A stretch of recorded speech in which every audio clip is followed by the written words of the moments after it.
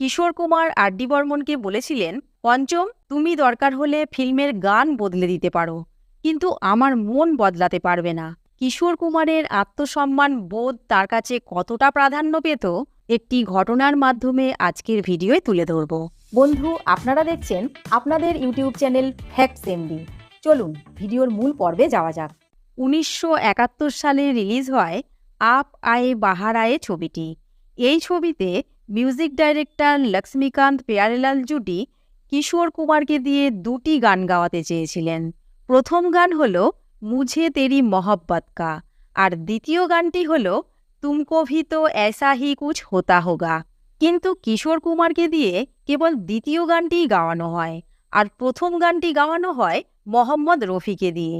দুই music director কিশোর কুমারের সঙ্গে কেন এই রকম করেছিলেন তা কিশোর কুমার প্রথমে বুঝতে পারেননি। এর কিছুদিন পরে কিশোর কুমার বুঝতে পারেন যে তাকে গানটি থেকে বাদ দেওয়ার পিছনে ফিল্মের নায়ক রাজেন্দ্র কুমারের হাত আছে। রাজেন্দ্র কুমার গানটি মোহাম্মদ রফিকে দিয়ে গাওয়াতে চেয়েছিলেন, কারণ রাজেন্দ্র কুমার মনে করতেন মোহাম্মদ রফি কিশোর কুমারের থেকে বড় গায়ক।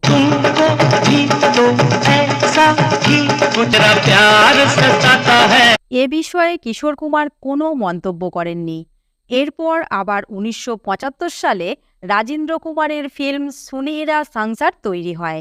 তখন ওই ফিল্মের জন্য কিশোর কুমার ও আশা ভোসলের একটি ডুয়েট গান রেকর্ডিং করা হয়। এই ফিল্মের গীতিকার ছিলেন নওশাদজি। কিন্তু ফিল্মটি যখন রিলিজ হয় তখন দেখা যায় কিশোর কুমার ও আশা ভোসলের গাওয়া ডুয়েট গানটি ফিল্মে রাখা হয়নি। কিশোর কুমার এর কারণ জানার জন্য নওশাদজিকে ফোন করেন। নওশাদজি বলেন গানটি ভালো না হওয়ার জন্য রাজেন্দ্র কুমার গানটিকে ফিল্ম থেকে বাদ দিয়েছেন। কিন্তু পরে দেখা যায় গানটির রেকর্ডিং ঠিকঠাকই হয়েছিল। এই ঘটনায় কিশোর কুমারের খুব খারাপ লাগে। এরপর তিনি ঠিক করেন কোনোদিন আর রাজেন্দ্র কুমারের ফিল্মে গান গাইবেন না। মুঝকো কুছ ভি ইয়াদ নেহি পড়া ये साल है। তারপর 1981 সালে লাভ স্টোরি ছবিটি তৈরি করার সময় রাজেন্দ্র কুমার ছবির সবকটি গান কিশোর কুমারকে দিয়ে গাওয়ানোর কথা ভাবেন। সেই জন্য রাজেন্দ্র কুমার কিশোর কুমারের সঙ্গে দেখা করার জন্য অনেকবার তার বাড়িতে যান, কিন্তু কিশোর কুমার প্রত্যেকবারই তাকে অ্যাভয়েড করে যান। কিশোর কুমারকে রাজি করাতে না পেরে রাজেন্দ্র কুমার নিরাশ হয়ে গেলে এই ব্যাপারে মধ্যস্থতা করেন আর ডি বর্মন।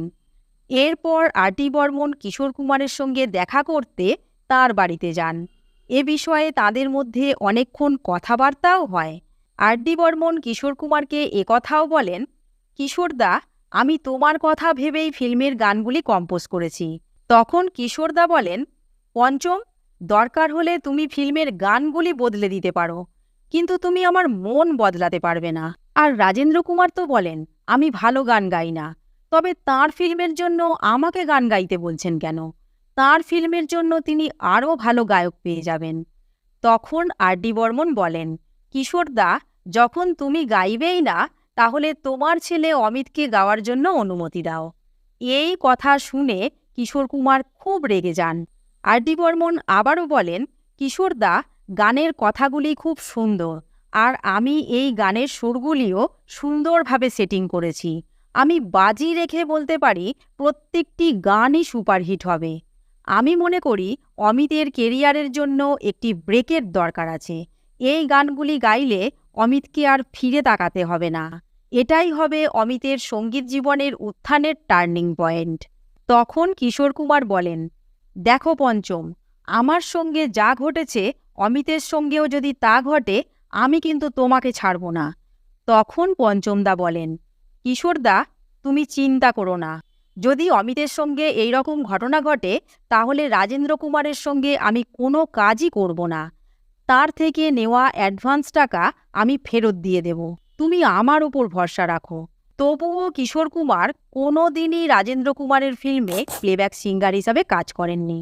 ফুलों के शहर में है घर अपना, यहाँ तेरा मेरा नाम लिखा है, तू कहाँ है आजा।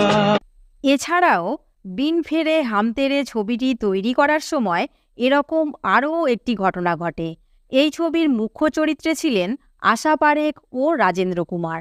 এই ছবির টাইটেল সংটি কিশোর কুমারকে দিয়ে গাওয়ানোর জন্য ঠিক করা হয়, কিন্তু কিশোর কুমার সরাসরি গানটি গাইবেন না বলে দেন। পরে ছবির মিউজিক ডাইরেক্টর উষা খান্না কিশোর কুমারকে বলেন গানটি ব্যাকগ্রাউন্ডে চলবে, ছবির দৃশ্যে রাজেন্দ্র কুমার থাকবেন না, কেবল আশা পারেখ থাকবেন। অবশেষে একথা শোনার পর কিশোর কুমার গানটি গাওয়ার জন্য রাজি হন। जिसका हमें अधिकार नहीं था, अच्छे बुरे को हम क्या जाने, जो भी किया तेरे लिए किया, बिन तेरे हम तेरे। বন্ধু, আজ এই পর্যন্তই।